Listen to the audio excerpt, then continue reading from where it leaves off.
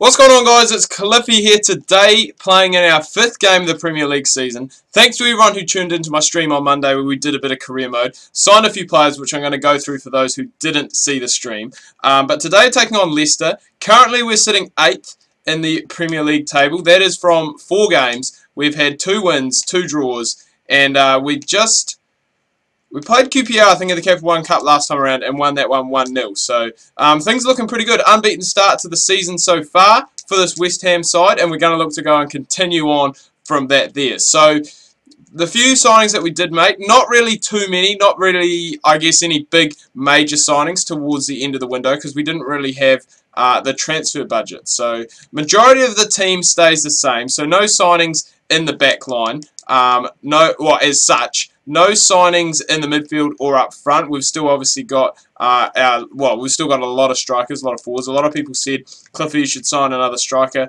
To be honest, when I've got the players I've got at the moment, I've obviously got Mbolo and Jordan Ayew starting. I've got Traore on the bench. I've got a Bongalore on the bench. I've got, I think, Cusack and someone else as well. And this is absolutely ridiculous. 83 million for Oscar. He's a good player, but I don't think he's worth 83 million a year. I'm not really too sure what's going on there. But, so yeah, no changes there. No strikers, no more wingers. I think we're pretty set in that area. The only thing probably I would have maybe wanted was another fullback because I do only have 3 of them. Only the one right back now that Alan Hutton has been sold from the club. So a lot of people said with players like Alan Hutton, Kieran Richardson, sell them. We don't really need them. Lescott as well, but I couldn't quite get rid of him. So a lot of them stay. So yeah, not really too many players leaving the club. It is more the players that have entered the club. And it is another 2 goalkeepers to really go and I guess put a bit of pressure, or one of them to put a bit of pressure on, I'm trying to think who my goalkeeper is at the moment, Brad Guzan. Oh, great touch from the ref. Not quite. But yeah, put pressure on Brad Guzan. So he's on the bench today, and that is who a lot of people have said, Jack Butland. So I signed him for what people think maybe a bit of an excessive fee. I think it was 17.5 million. So quite a lot for a young goalkeeper who, you know, I guess has proven himself in the Premier League previously. So, you know, I'm not really too fussed about it. Guzan, you know, he's on, actually, I don't even know how old Guzan is. You know, but Guzan is definitely getting on. Butland is a young goalkeeper, obviously. And our other reserve goalkeeper, Mark Bunn, 71 rated, who, if Guzan does go down, you know, we could potentially have a little bit of trouble if we need to play him in some major games as well. So we've added a little bit more experience into there.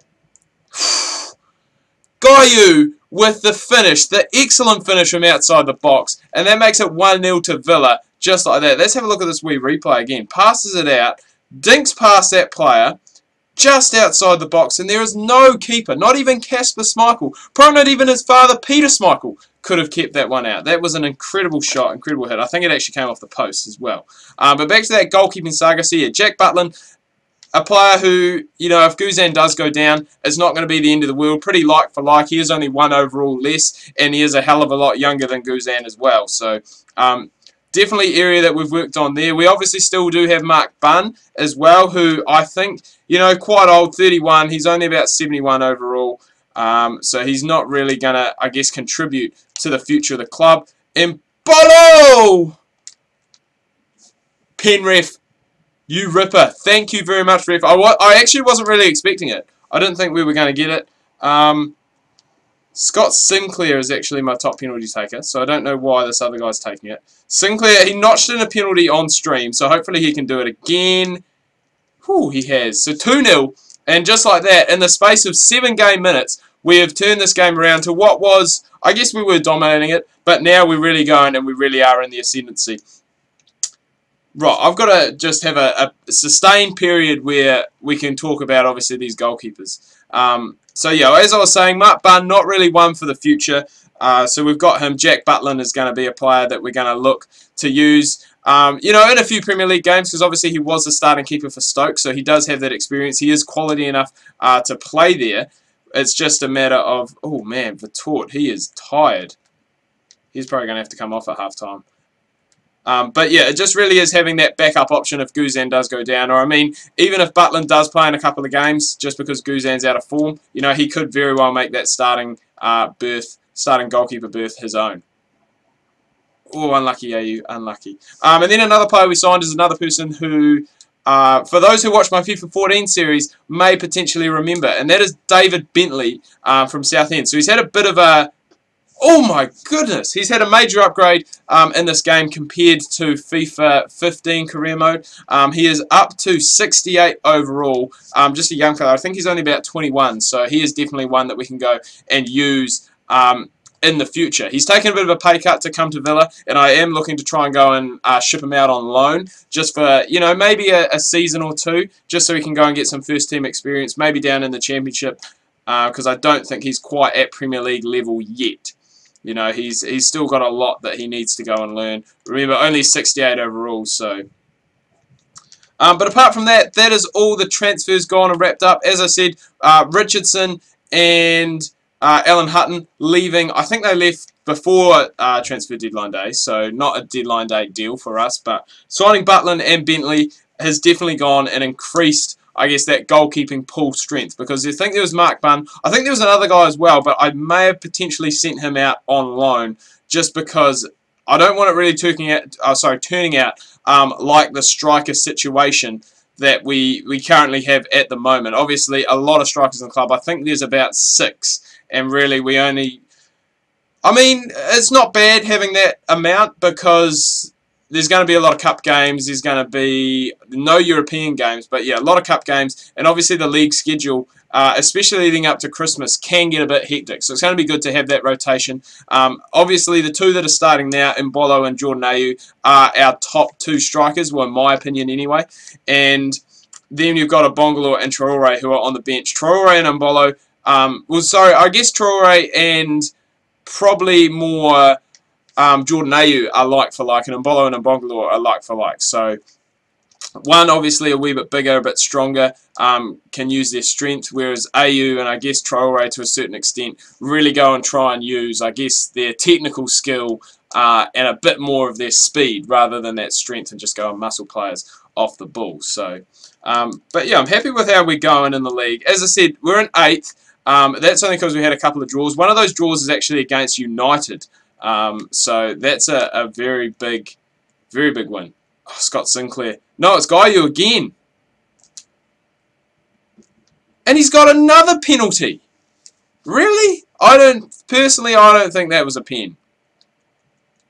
That's a pretty soft pen in fairness. Sinclair, I'm going to go to the right. I went to the left last time. Probably should have gone down the middle. Again, Schmeichel picks the right way, but well, what is it? The height. He just misinterpreted the height, but he's picked the right way both times, so a wee bit lucky. Sinclair gets a couple of pens, so now 3-0, which is turning into a bit of a blowout. I'm not quite sure where Leicester are in the table.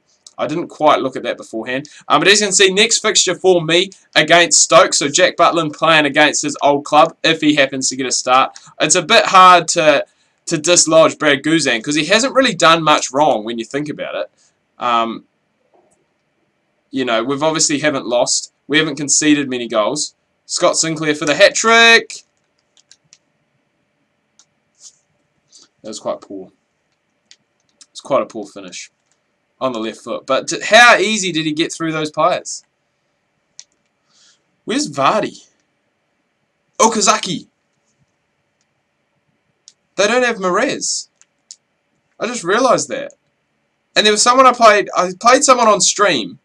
I think it was Crystal Palace, and Balassi wasn't playing. He wasn't even in the subs, which was oh, there is no way that Robert Huth, slow as Robin Huth, can keep up with Scott Sinclair. That is rubbish. I think that was Marez there actually, so he is playing. He was playing. He has been non-existent in this game, Marez. I don't think he's touched the ball very often. He was very non-existent, which is good. It means we've shut him down. Oh, it's not a foul, ref. I guess, though, if the penalties I got were fouls, then there is definitely a foul. Because, yeah, just... those penalties were soft penalties. Don't get me wrong. They were very soft penalties. Oh, I was going to say, that's a bit dangerous. So is that, diving in like that. We've got to keep the clean sheet. We want to keep the clean sheet. Let's go, boys. Counter-attacking time. Embolo, can he get there? Yes, he can. See, and this is where a situation like someone like Jordan Ayew would be more ideal, just because he is more suited to speed. Oh, how did you miss that, Embolo? I was so excited, getting ready to celebrate a goal for him, and he goes and somehow puts it wide. It was almost an open net.